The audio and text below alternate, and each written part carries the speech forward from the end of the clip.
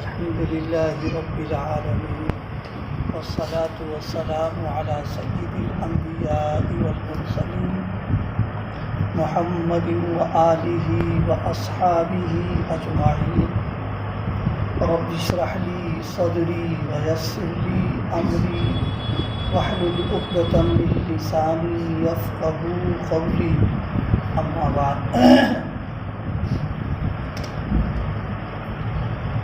أعوذ بالله من الشيطان الرجيم بسم الله الرحمن الرحيم ما يفعل الله بعذابكم إن شكرتم وآمنتم وكان الله شاكرا عليما.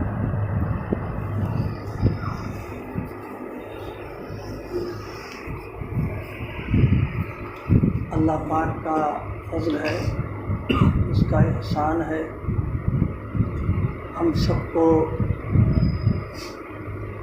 مغرب کی نماز باجماعت ادا کرنے کی اور زندگی کے قیمتی اوقات کو دین کی باتوں کے سننے سنانے کی توفیق عطا کرے. اللہ پاک ہم سب کی اس حاضری کو قبول کرے.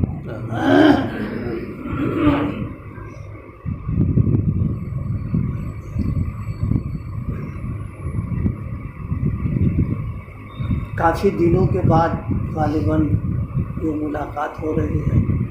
کچھ تو حالات کی وجہ سے، کچھ اپنی بیماری اور آزار کی بنیاد پر سفر بہت کم کر رہے ہیں. حاجی صاحب بیچارے تو ان کا جب آنا ہوا آتے رہتے تھے بیچ میں، جب آئے تو تقاضا، فون پہ رابطہ ہو تو تقاضا. تو اب بار بار کے تقاضے سے خود اندر مجھے بھی بڑا عجیب سمجھ سے تو میں کہا بھائی حاضری ہو جائے، کچھ تو قرض آدھا ہی ہو جائے گا، پورا آدھا نہ ہو. لیکن ہم نے ان سے کہا تو بھائی زیادہ لمبا بیان، اب تو معاملہ یہ ہو گیا کہ وہ حالات کی وجہ سے اتنا لمبا مسئلہ ہو گیا کہ بیان بھی بھول گئے. اب تکلف ہوتا ہے بیان کرنے میں بھی، کیونکہ تدریسی سلسلہ بھی رکا ہوا اور پروگراموں کا سلسلہ بھی رکا ہوا ہے. تو اب بیان کرنے میں بڑی اجنبیت سی محسوس ہوتی ہے، جیسے کوئی نیا آدمی بٹھال دیا گیا ہو، اب وہ سوچ کر کے بیان کرتا ہے. بالکل یہی حالت ہو گئی. کچھ بیماری کا بھی اثر ہے، زیادہ تو ان سب چیزوں کا اثر ہے. بہرحال جتنی دیر گاڑی چلے گی اور آپ بیٹھے رہیں گے، زیادہ وقت میری بھی ہمت نہیں بیان کرنے کی ہے، لیکن بہرحال اللہ کا نام لے کر کے حاضری ہوئی ہے اور ایک آیت کریمہ کی میں نے تلاوت بھی کی ہے. اللہ پاک صحیح بات کہنے کی اور ہم سب لوگوں کو سمجھنے کی اور عمل کرنے کی توفیق عطا فرمائے. اس وقت جو آیت کریمہ تلاوت کی ہے ہم نے، اس میں اللہ پاک نے اپنی رحمت اور اپنے عذاب کا ضابطہ اور قانون بیان کیا. یعنی اللہ پاک کس وقت بندوں کے ساتھ رحمت کا، شفقت کا، فضل کا معاملہ فرماتے ہیں، اور کس وقت اللہ پاک شکنجہ کس کر کے عذاب بھی دیتے ہیں، سزا بھی دیتے ہیں.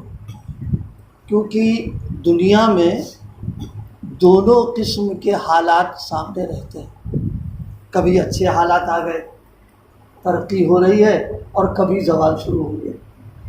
کبھی معلوم ہوا اللہ کی طرف سے رحمتیں برکتوں کا نزول شروع ہو گیا، اور کبھی معلوم ہوا کہ جناب والا سزائیں ملنے لگی. اور سزائیں بھی عجیب قسم کی ہوتی ہیں کہ آدمی کی عقل حیران ہو جاتی ہے. آدمی کچھ سوچ نہیں پاتا ہے کہ کس طرح اس سے نکلا جائے. وہ کہتے ہیں نا، جب خدائی مار پڑتی ہے تو وہ لاٹھی نظر تو نہیں آتی ہے، لیکن اس کی مار ایسی پڑتی ہے کہ آدمی بلبلا جاتا ہے اور ساری تدبیر اس کی فیل ہو جاتی ہے. تو یہ جو نظام دنیا کا چل رہا ہے کہ کبھی اللہ کی رحمت آ رہی ہے، کبھی عذاب آ رہا ہے، کبھی برکتوں کا نزول ہو رہا ہے، کبھی جو ہے پکڑ ہونا شروع ہو جاتی ہے، یہ یوں ہی نہیں ہے جس کو آپ کہہ لیں کہ بچوں کا کھیل اور تماشا ہے کہ صاحب کبھی انہوں نے گھر بنا لیا اور کبھی جو یہ ہوا اور کبھی اس کو توڑ کے رکھ دیا. نہیں، اللہ پاک نے اس کا ایک نظام بنایا، اللہ پاک نے اس کا ایک اصول بیان کیا ہے، ضابطہ بیان کیا. چونکہ اللہ تعالیٰ کی صفت ہے عادل. ظاہر ہے عدل اور انصاف کا مطلب ہی یہی ہے کہ بالکل تول کر کے معاملات کیے جائیں. یہ تھوڑی نہ کہ جیسا جی چاہا اور جس طرح تقاضا ہو گیا اس طرح من میں آ گیا، کہ یہ من مانی والا مرحلہ نہیں ہے. پورا نظام کائنات جو چل رہا ہے وہ ایک قانون اور ایک ضابطہ اور ایک اصول کے تحت چل رہا ہے. اور باری تعالیٰ کے ہاں تو ظاہر ہے عدل و انصاف اتنا ہے باوجود اس کے کہ اللہ تعالیٰ ہم سب کی کمیوں کو، کوتاہیوں کو، ہمارے سیاہ کرتوتوں کو سب جانتے ہیں. لیکن قیامت کے دن جب فیصلے کی گھڑی آئے گی تو اپنے علم کی بنیاد پر نہیں کریں گے، بلکہ وہ ترازو ہوگا، اس میں تولا جائے گا. تولنے کے بعد میں جس کا نام ہے پلہ بھاری ہے نیکیوں کا، اس کو فرمائیں گے جاؤ، اور جس کا جو ہے برائیوں کا پلہ ہوگا اس کو بھیجیں گے. یہ کیوں کیا اللہ نے؟ یہ اس لیے کہ تاکہ بندوں کو اطمینان رہے کہ میرا اپنا جو فیصلہ تمہارے لیے ہو رہا ہے وہ میرے علم کی تنہا بنیاد پر نہیں ہے، یہ پورا جو قانون عدل کا اور انصاف کا اور ضابطے کا وہ رکھا ہے ہم نے. تو اسی طریقے سے یہاں پر بھی یوں تو اللہ تعالیٰ کی دو شانیں ہیں جس کو حدیث میں نقل کیا گیا ہے. ایک ہے اللہ کا رحم و کرم کا معاملہ، اور ایک ہے اللہ کے غضب کا اور ناراضگی کا معاملہ. اللہ تعالیٰ دونوں معاملے کرتے ہیں. جیسے گھروں میں ہم لوگ بچوں کو کبھی پیار بھی کرتے ہیں، محبت بھی کرتے ہیں، اور کبھی دو لپڑ بھی لگا دیتے ہیں، جیسا موقع ہوتا ہے ویسا کرتے ہیں ہم. اسی طریقے سے اللہ پاک کا معاملہ ہے کہ بندوں کی تربیت کے سلسلے میں کبھی کبھی اللہ پاک کی رحمتیں بھی آ رہی ہیں اور ساتھ میں کبھی کبھی اللہ تعالیٰ کی ناراضگی بھی ہو رہی ہے. لیکن فرمایا سبقت رحمتی اعلیٰ غضبی. یہ عجیب اللہ پاک نے فرمایا کہ دیکھو تمہارے جو اعمال ہیں اس کا تقاضا تو یہ ہے کہ تمہارے ساتھ ہم غضب کا معاملہ کریں، ناراضگی کا معاملہ کریں، تمہاری پکڑ کر لیں، تم پر ہم اپنی خفگی کا اظہار کر دیں. لیکن فرمایا سبقت رحمتی، میری شان رحمت جو ہے شان غضب کے اوپر غالب ہے، اور میں تمہارے ساتھ رحم کا، کرم کا، شفقت کا معاملہ کروں. آپ ذرا غور کریں، صبح سے لے کر کے شام تک کسی اور کے نہ کہنے کی ضرورت ہے نہ کسی اور کو بتلانے کی ضرورت ہے. خود ہم اپنے طور پر ہم جب سے اٹھتے ہیں سو کر کے اور رات میں لیٹتے ہیں 24 گھنٹے کے اعمال کا اگر ہم جائزہ لیں تو ہم بیٹھ کر ذمہ داری کے ساتھ کیا کرتے ہیں، کر سکتے ہیں. اکثر اوقات ہمارے ان اعمال میں گزرتے ہیں جو اللہ کے غضب کو دعوت دینے والے. لیکن اس کے باوجود چونکہ انہوں نے فرما دیا ہے سبقت رحمتی اعلیٰ غضبی، میری رحمت کا جو معاملہ ہے میرے غضب کے اوپر جو ہے وہ غالب ہے، لہذا ہم اس کا مظاہرہ بہت کم کرتے ہیں. اکثر رحمت ہے، شفقت ہے، کرم ہے. تو میں نے جن آیات کی سب تلاوت کی ہے ان آیات میں اللہ پاک نے ضابطہ بیان کیا. ہم پکڑ کب کریں گے تمہاری، ہم تم کو عذاب کب دیں گے، ہم تمہاری گرفت کب کریں گے، ہم اور کب ہم تمہارے ساتھ رحمتوں کا، برکتوں کا، فضل کا، عنایت کا معاملہ کریں گے. میں تھوڑا سا عرض کروں اس سلسلے میں. دو چیزیں ہیں، ایک ہے جو آیت کریمہ میں اللہ پاک نے فرمایا، بیان فرمایا ہے، ایک ہے کفر اور ایک ہے کفران نعمت. میں بھی اس کی تشریح کر دیتا ہوں. ان آیات میں جو بیان کیا اللہ پاک نے، ایک ہے کفر کرنا اور ایک ہے کفران نعمت. کفر کا جو معاملہ ہے اس کا تعلق عقیدے سے، کفر کرنا، شرک کرنا، اس کا تعلق عقیدے سے. اللہ کی وحدانیت، اللہ کو ایک ماننا، اللہ کو ایک جاننا، اللہ کے ایک ہونے کا اقرار کرنا، اللہ کے ایک ہونے پر یقین کرنا. اللہ کی ذات اکیلی، وحدہ لا شریک لہ، اس کے ساتھ کوئی شریک نہیں، اس کا کوئی ساجھی نہیں، وہ بالکل اکیلا ہے. اپنی ذات میں بھی اپنی صفات میں بھی، اپنے کمالات میں بھی، اپنی خوبیوں کے اندر بھی کوئی اس کے ساتھ نہ کوئی ساجی ہے نہ اس کا کوئی شریک ہے۔ یہ بنیاد ہے ایمان کی اور مسلمان کی۔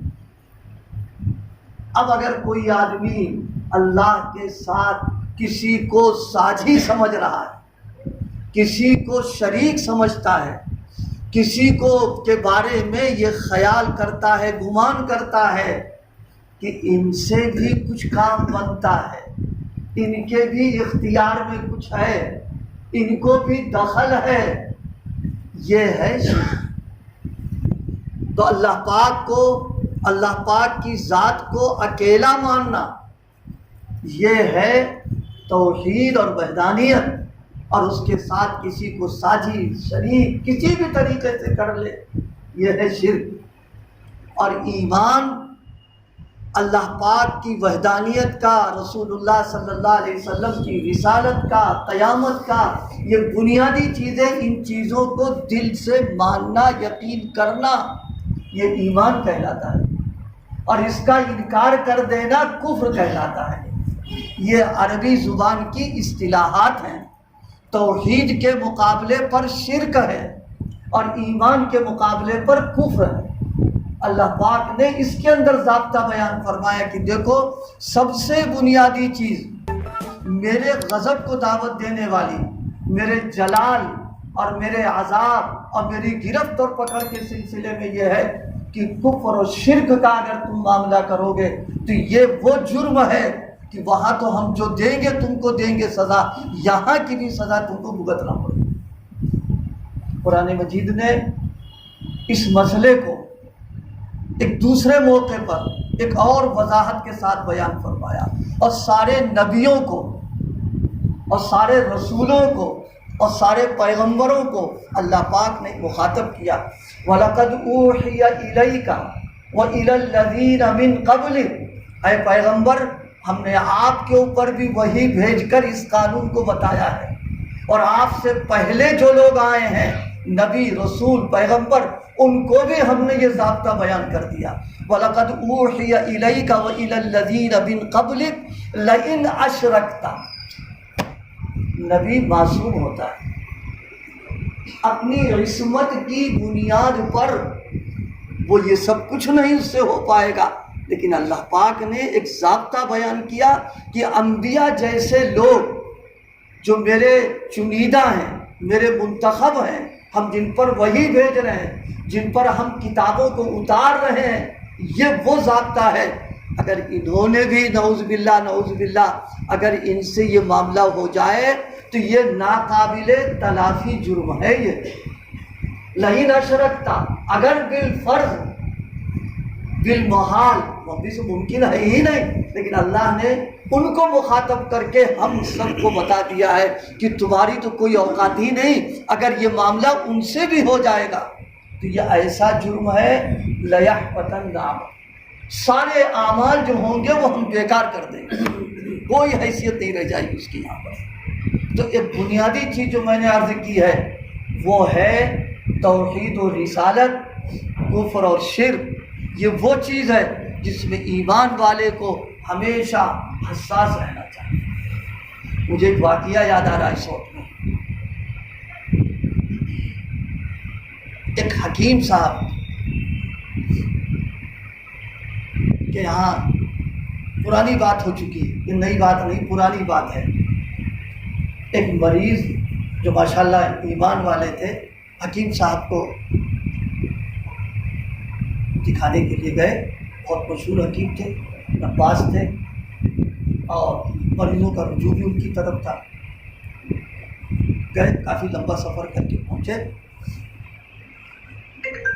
تو معلوم ہوا کہ حکیم صاحب کے آنے میں ابھی دیر ہے۔ تو ہوتا نہیں، لوگ پوچھتے کیا کر رہے ہیں، کہاں گئے ہوئے، کیا ابھی ہے نہیں، تو اس طریقے کی باتیں شروع ہو گئی وہاں۔ یہ بہت میں عبرت کی بات عرض کر رہا ہوں، صرف اس بنیاد پر کہ کفر اور شرک اللہ کو کتنا ناپسند ہے، اس کا تقاضا کیا ہے۔ کیونکہ وضاحت اس وقت نہیں کر پائیں گے، اس واقعے سے ذہن چل جائے اللہ کرے تو ہماری سمجھ بات آئے گی۔ معلوم ہوا کہ وہ نماز پڑھ اچھا نماز کا وقت ہی نہیں کوئی، ابھی نماز کے اوقات 5 مقرر ہیں، فجر کا وقت، ظہر کا، عصر کا، مغرب عشاء کا، اور نوافل میں اشراق کا بھی وقت ہے، چاش کا بھی وقت مقرر ہے، لیکن کسی نماز کا وقت ہی نہیں تھا۔ تو معلوم ہوا کہ وہ نماز پڑھ رہے ہیں، اس کا تھوڑا نام لینا مناسب نہیں ہے، بہرحال وہ بغداد کی طرف رخ کر کے نماز پڑھ، بات سمجھ گئے جی نماز؟ تو ان کو بڑا چلا لایا ایک دم، اور اٹھے اور فوراً واپسی کر لی، نہ تو حکیم صاحب کو دکھایا نہ ملاقات کی، چل۔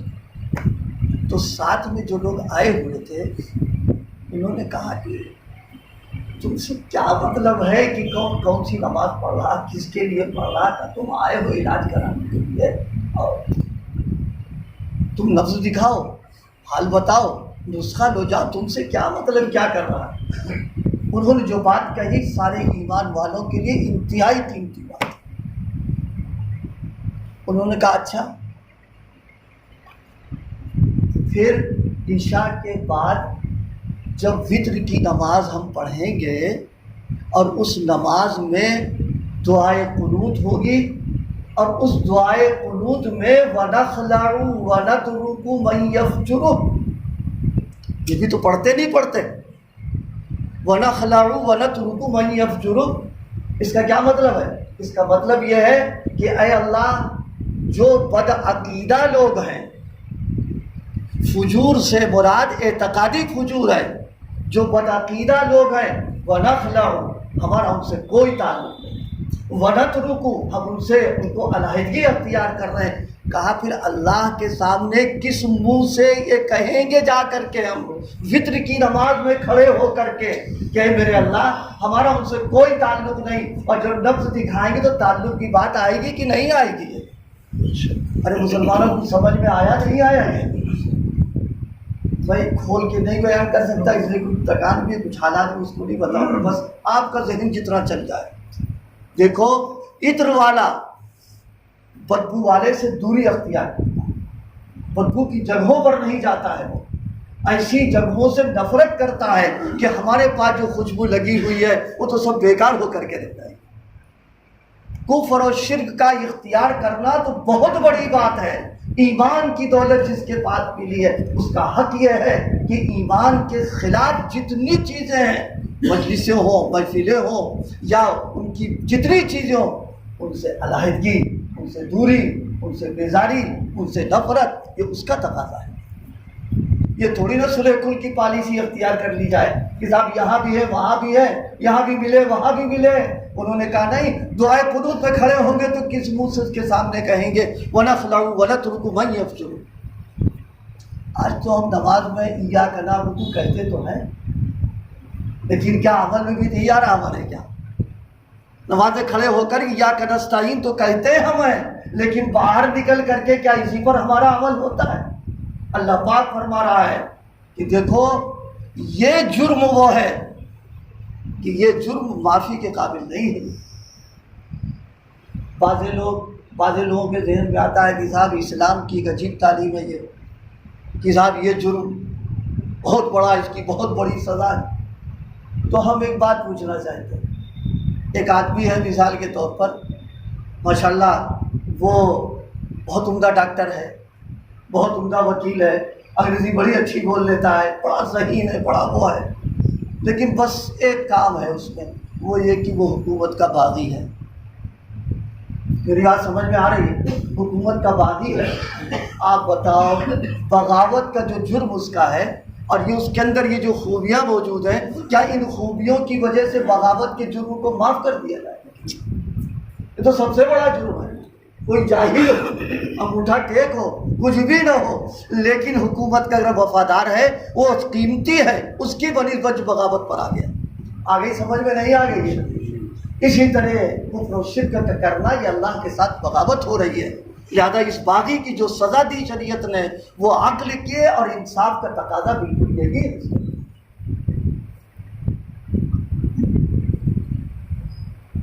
فرمایا ما یفعل اللہ بعذابکم ان شکرتم وآمنتم، یہ آمنتم پر میں نے عرض کیا، اللہ فرمانا سب سے بنیادی چیز ہے اپنا ایمان، اپنا عقیدہ، اپنی توحید، اپنی رسالت، اس کی حفاظت کرنا، اور وہ چیزیں جو عقیدے کو برباد کر دینے والی ہیں، عقیدے کو متاثر کر دینے والی ہیں، عقیدے کو جو چیزیں غبار آلود کرنے والی ہیں، وَنَخْلَعُ وَنَتْرُكُ مَنْ يَفْجُرُ، اس سے علیحدگی اختیار۔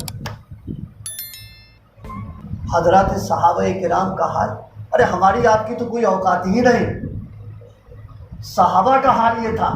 حضرت امام بخاری رحمۃ اللہ علیہ نے ابن ابی ملیکہ، ایک تابعی ہے جلیل القدر، انہوں نے فرمایا کہ میں نے 70 صحابہ کرام کی زیارت کی ہے، اور ہر صحابی کو میں نے یہ دیکھا، کلہم یخافون النفاق، ہر صحابی یہ ڈرا کرتا تھا کہ میرے آقا جو ایمان کی، یقین کی، اور عقیدوں کی، اور دین کی، اور اسلام کی، شریعت کی جو ہم کو دولت دے کر کے گئے، اور دل میں جو ہمارے چیز موجود ہے اس میں کہیں فرق تو نہیں پڑ گیا، اس میں کہیں گرد تو نہیں آ گئی، اس میں کہیں غبار تو نہیں جمع ہو گیا، ان کو یہ فکر رہا کرتی تھی۔ اور آج ہمارا اور آپ کا کیا حال ہے؟ ہم لوگ تو معاف کیجیے گا خاندانی مسلمان ہیں، برا نہ مانیے، خاندانی مسلمان ہیں، والدین مسلمان رہتا، ہمارا شمار نہیں۔ میں تو ایک بات عرض کیا کرتا ہوں، شاید اس سے پہلے بھی کہا ہو، ہم جتنے لوگ یہاں بیٹھے ہوئے علماء کو، جو علماء سے جڑے ہوئے، ان کو چھوڑ کر کے ہم پوچھنا چاہتے ہیں کہ ہمارے پاس جو عقیدہ توحید ہے، رسالت ہے، آخرت کا عقیدہ ہے، کیا کوئی بتا سکتا ہے کہ ہم نے علماء سے اس کی جانچ کروا لی کہ نہیں کروا لی؟ ہم نے اس کے لیے مستقل کوئی کتاب پڑھی کہ نہیں پڑھی؟ ہم نے اس کو کسی مفتی صاحب کے سامنے رکھا کہ ہمارا یہ عقیدہ صحیح ہے کہ غلط؟ نہیں بتا سکتا اس میں۔ بس خاندانی طور پر مسلمان تھے، لیکن نام مسلمانوں والا ہو گیا، چل رہی گاڑی۔ آج ہم ذرا سا سونا چاندی لیتے ہیں، آپ بتائیے کتنی اس کی حفاظت، کتنا اس کو پرکھنا، جانچنا، اس کو ہر سال اس کی صفائی ستھرائی کرانا، اس کی حفاظت کرنا۔ کیا ایمان اور عقیدوں کو بھی اسی طرح ہم حفاظت کر رہے ہیں کیا؟ آج تو ہم کمانے کے چکر میں اور دنیا کے چکر میں ان لوگوں سے دلی رجحان ہمارا ہے جن کے پاس بیٹھنا ایمان کے لیے خطرہ بنا ہوا ہے، ہمارا ان کی طرف میلان ہو رہا ہے، انتہائی درجے کی خطرناک چیز ہے۔ بنیادی چیز میں نے عرض کی تھی، ایک کفر، اور دوسری چیز ہے کفران نعمت۔ کفران نعمت کیا ہے؟ اللہ پاک کی نعمتوں کو، اس کے احسانات کو، اس کی نوازشوں کو، اس نے جو کچھ دے رکھا ہے اس کی ناقدری کرنا۔ ناقدری کرنے کا کیا مطلب؟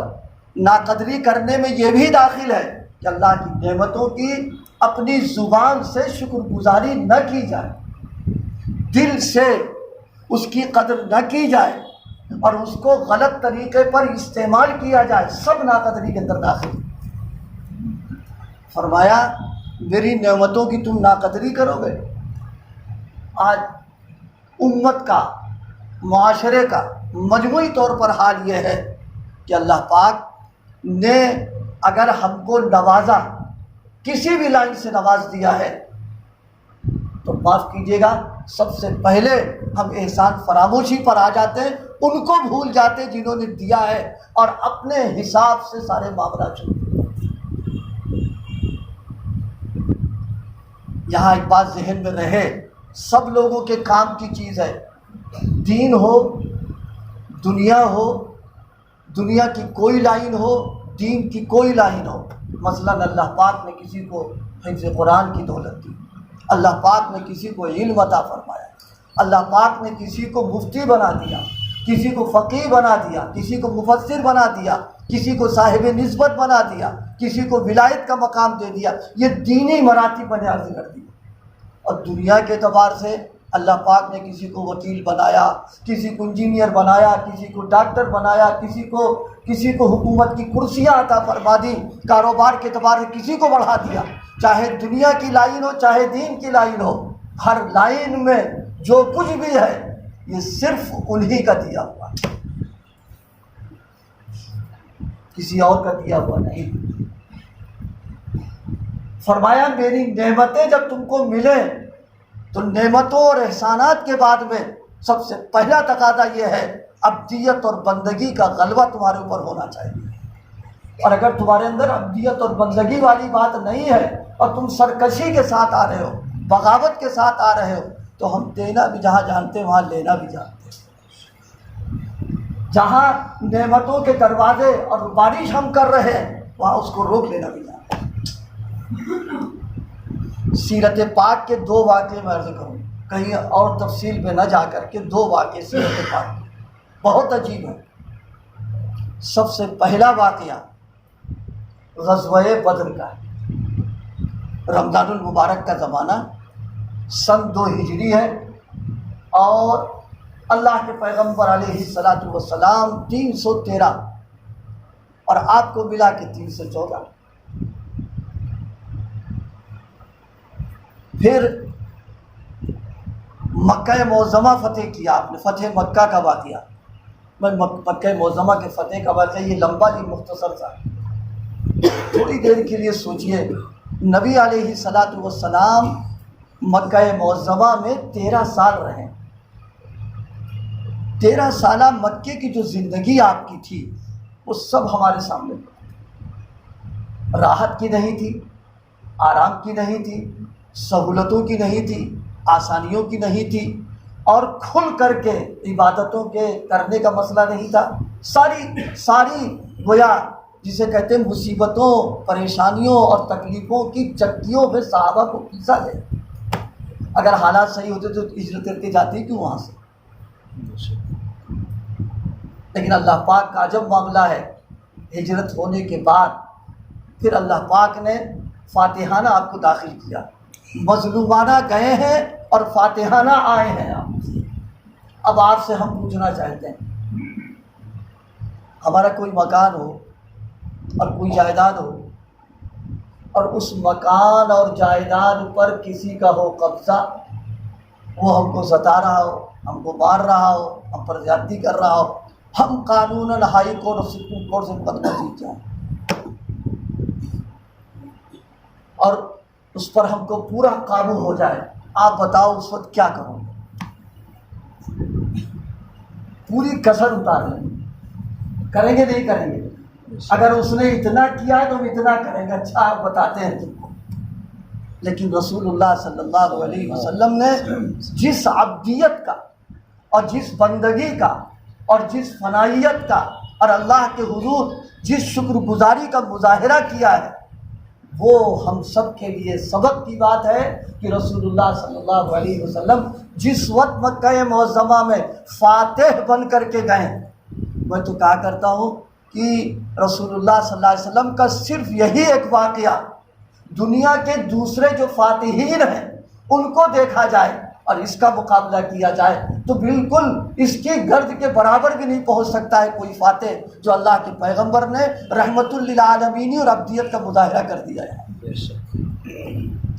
آقا جب فاتحانہ داخل ہوئے ہیں نا تو سینہ تان کے نہیں آئے ہیں، گردن اونچی کر کے نعرے لگاتے ہوئے اور جناب بینڈ باجا لے کر کے، جی نہیں، آپ صلی اللہ علیہ وسلم جب آئے ہیں تو سیرت میں موجود ہے کہ آپ کی گردن مبارک جو تھی بالکل جھکی جا رہی، جیسے سجدے رکوع میں پیشانی زمین پر لگتی ہے، اس انداز کے اوپر آپ کا سینہ سواری کی کوہان پر لگ رہا تھا۔ یہ کیا چیز تھی؟ یہ وہ چیز ہے، مکہ معظمہ فتح ہوا، اتنی بڑی نعمت اللہ نے عطا فرمائی، بیت اللہ کی زیارت ہوگی، بیت اللہ کا طواف ہوگا، مقام ابراہیم، ملتزم، نہ معلوم کیا کیا آرزویں پوری کریں گے، اللہ پاک نے سب مواقع عطا فرما دیے۔ اس موقع پر رسول اللہ صلی اللہ علیہ وسلم نے عبدیت کا، فنائیت کا اور تواضع کا مظاہرہ فرمایا، اور کیا فرمایا؟ لا الہ الا اللہ، پہلا جملہ فرمایا لا الہ الا اللہ، اس کے بعد فرمایا نصر عبد انجز وعدہ ہزم الاحزاب وحدہ. دنیا کو بتایا کہ یہ انقلاب، جو تبدیلی اور فاتحانہ میرا آنا، اس میں میری قربانیوں کا کوئی دخل نہیں ہے. اے میرے اللہ، تنہا آپ نے یہ کام کیا. نصر عبدہ، اپنے بندے کی آپ نے مدد کر دی. یہ عربی جاننے والے حضرات اس کا مزہ لیں گے. اس موقع پر میرے آقا نے یہ نہیں فرمایا نصر علی، آپ نے میری مدد کی ہے، بلکہ فرمایا نصر عبدہ، ایک بندے کی آپ نے مدد فرمائی. کیا معلوم ہوا؟ نعمت ملے تو ملنے کے بعد میں نظر نعمت دینے والے محسن کی طرف ہونا چاہیے، نہ کہ اپنے اسباب، وسائل، دماغ، ذہن اس پر نہیں ہونا چاہیے. آقا نے نصر عبدہ فرمایا، آپ نے اپنے بندے کی اللہ مدد فرما دی. آگے فرمایا انجز وعدہ، آپ نے جو وعدہ کیا تھا میرے مالک، میری آنکھوں نے دیکھ لیا، دنیا نے دیکھا کہ آپ نے پورا فرمایا. اور آگے کی جو بات فرمائی ہزم الاحزاب وحدہ، تنہا آپ نے اس ماحول کو تبدیل کیا ہے. رسول اللہ صلی اللہ علیہ وسلم فتح کا موقع ہے، کتنی خوشی ہو رہی ہوگی، کتنی مسرتیں ہو رہی ہوں گی. اس موقع پر یہ بھی کہا جا سکتا تھا کہ اللہ 13 سالوں کی مجاہدہ اور 13 سالوں کی ریاضتیں اور یہاں کی یہ ان قربانیوں کے صلے میں آپ نے ہم کو دیا، کچھ نہیں تذکرہ فرمایا. اس سے کیا معلوم ہوا؟ معلوم یہ ہوا کوئی نعمت ملے، چاہے دنیا کی ہو چاہے دین کی ہو، کسی لائن کی ہو، اپنی قربانی، اپنا مجاہدہ، اپنی محنت، اپنی ریاضت کچھ نہیں. میرے اللہ آپ کا کرم ہے کہ آپ نے سب کر دیا. آج تو ہم لوگوں کا حال یہ ہے کہ بس اللہ حفاظت فرمائے، بس ذرا سا کچھ مل گیا، اپنے پر نظر جانا، سن لیجئے ناشکری ہے یہ، احسان فراموشی ہے یہ، اور یہ ناقدری کی بات ہے، اور یہ چیز اللہ کے غضب کو دعوت دے دینے والی. رسول اللہ صلی اللہ علیہ وسلم معراج میں تشریف لے گئے. ہم معراج مناتے تو بہت ہیں، لیکن کبھی غور نہیں کیا کہ اللہ پاک نے معراج کے واقعے کو جو ذکر فرمایا، بڑے بڑے پیارے انداز پر آقا کا جب تذکرہ کیا ہے تو آپ کا نام نہیں لیا ہے،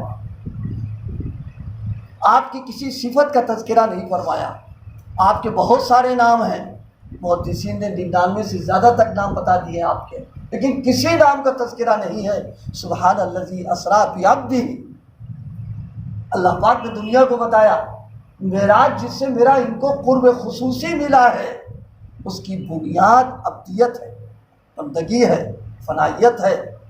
تو عرض میں نے یہ کیا کہ اس آیت کریمہ میں اللہ پاک نے ارشاد فرمایا ہے کہ دیکھو اگر 2 باتیں تمہارے اندر موجود ہیں، ایک ایمان ہو اور ایک شکر گزاری، لئن شکرتم وآمنتم، اگر تمہارے اندر شکر گزاری ہو اور ایمان ہو. اور یاد رکھیے اللہ کی حقیقی شکر گزاری یہ ہے کہ ظاہر اور باطن دونوں میں عبدیت ہو، دین کے رنگ میں رنگا ہوا ہو، وہ ہے شکر گزار. اگر بدعقیدگی ہے یا بدعملی ہے، فسق و فجور ہے، یہ شکر گزاری میں نہیں آتا ہے. ہم سمجھتے ہیں کہ بس کبھی کبھار الحمدللہ کہہ دیا کافی ہو گیا. اللہ فرما رہا ہے 2 باتیں ہونا چاہیے، کمال ایمان بھی ہو اور ناشکری بھی نہ ہو، تمہارے اندر شکر گزاری ہو. ما یفعل اللہ بعذابکم، ہم کو عذاب دینے میں کیا مزہ آتا ہے؟ ہم تھوڑی نہ چاہتے تم کو سزا دے. ارے بھائی ڈاکٹر آپریشن کب کرے گا؟ اس کو کیا مزہ آ رہا ہے؟ وہ تو آپریشن کرے گا جب آپریشن کی ضرورت پڑے گی. اللہ پاک کو سزا دینے میں کیا ہے؟ خدا نہ خواستہ نعوذ باللہ جیسے ہم لوگ ہیں سوچتے اگر فلاں کو دبا دیں گے تو پھر ہمارا راستہ صاف ہو جائے. اللہ کے یہاں کوئی ایسا مسئلہ نہیں کہ ان کے لیے کوئی چیز رکاوٹ بن گئی، ان کا کوئی مقابلہ کرنے والا ہو، ان کے سامنے جناب والا ان کے قانون کو کوئی روکنے والا ہو. کچھ نہیں، یا ان کے نظام میں کوئی دخل دینے والا، اس لیے سوچ رہے ہو کہ اس کو سزا دے دو، اس کو دبا دو تاکہ یہ ہٹ جاوے یہاں سے۔ فرمائے ما یفعل اللہ بعذابکم، تم کو سزا دے کے ہمارا کیا بنے۔ اور دیکھیے اللہ پاک کی شفقتوں کا، عنایتوں کا معاملہ۔ ایک موقع پر سیدنا حضرت نوح علیہ السلام کی دعا یا بد دعا پر جب عذاب آیا تو اللہ پاک نے فرمایا کہ اے نوح مٹی کے برتن بناؤ۔ پیغمبر سے فرمایا مٹی کے برتن بناؤ۔ بنایا، جب بن کے تیار ہو گیا تو فرمایا اسے توڑو۔ کہا یا اللہ بڑی تکلیف ہو رہی ہے، اپنے ہاتھوں سے مٹی لائے، اودھا بنایا، اب اس سے ذرا سا تعلق ہو گیا اور اس کو توڑا۔ تو فرمایا تم کو اپنے بنائے ہوئے برتنوں کے توڑنے میں تکلیف ہو رہی ہے، اور مجھ کو کتنا وہ ہوا ہوگا جب تمہاری بد دعا پر پوری قوم کو میں نے صاف کیا ہے۔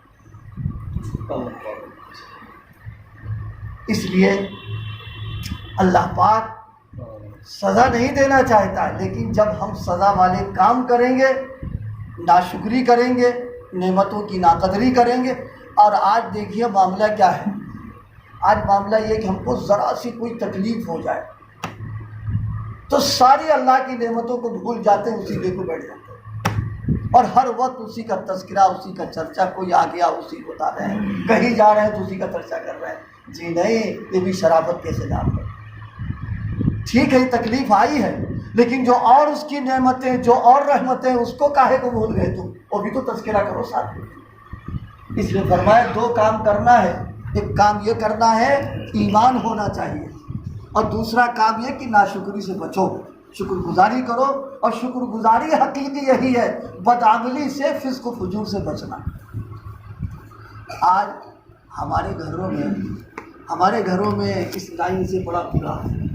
تکلیف تو ہوگی ضرور، میں بات کہہ رہا ہوں، لیکن حقیقت یہ ہے ذرا سا گھر میں خوشحالی آئی، بس خوشحالی سے پہلے تو جناب تہجد بھی پڑھیں گے، صلاۃ الحاجہ بھی پڑھیں گے، وظائف بھی پڑھیں گے، دعائیں بھی کریں گے، سارے گھر والے مل کر کے تسبیح گھونٹ رہے بیٹھ کر کے، اور جہاں ذرا سا آئی خوشحالی، بس سب سے پہلا کام گھر کے ماحول کو فاسقانہ، فاجرانہ بنانے کے اسباب لائیں گے۔ ہم اس کی وضاحت نہیں کرنا چاہتے، لیکن آپ کا یاد رکھیے اللہ پاک کو ہماری ضرورت نہیں، ہم کو اللہ کی ضرورت ہے۔ اس لیے اس آیت کریمہ میں فرمایا ما یفعل اللہ بعذابکم ان شکرتم وآمنتم وکان اللہ شاکرا علیما۔ اللہ پاک تو بڑا قدرداں ہے، اور فرمایا علیمہ، ہم دل کے حال جانتے ہیں کہ ایمان ہے کہ نہیں تمہارے پاس، اور ہم جانتے ہیں کہ قدردانی تم کر رہے ہو کہ نہیں کر رہے ہو۔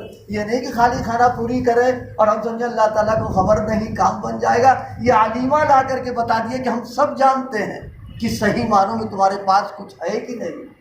اور شاکرن کہہ کر کے اللہ پاک نے فرمایا ہم تو بہت قدرداں ہیں، اگرچہ تم میری شان کے لائق اعمال نہیں کرو گے، لیکن ہم قدردانی کی بنیاد پر اس کی ہم تم کو صلہ عطا فرمائیں گے۔ ما یفعل اللہ بعذابکم ان شکرتم وآمنتم وکان اللہ شاکرا۔ اللہ پاک ہم سب کو صحیح ایمان اور شکر گزاری اعمال صالحہ کی توفیق، سب سے بڑی شکر گزاری ہے۔ ایمان کا صحیح کرنا، عقیدوں کا درست کرنا سب سے بڑی شکر گزاری ہو گیا۔ اللہ پاک ہم کی توفیق عطا فرمائے۔ وآخر دعوانا